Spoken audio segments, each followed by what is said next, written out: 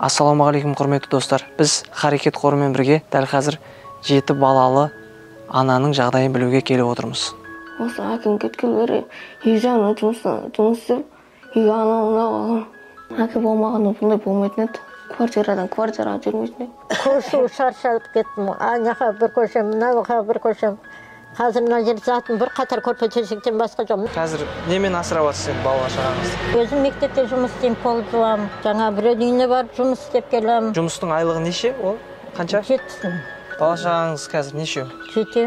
7. Бәрі кішкентайлар. Иә. Мына менің кішкентайым. Мына балам кеше 2 күн жұмысқа барып ауырып келіп жатыр, мазасы болмай. Дәл қазір жасың қаншада? 13-те. 13-те әкеңнің орнын басып үйге қарап отырсың. Иә. Қарау үшін не істейсің?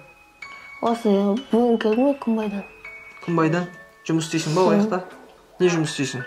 Пияз ғой. Пияз не істейсіңдер? Жұлып сосын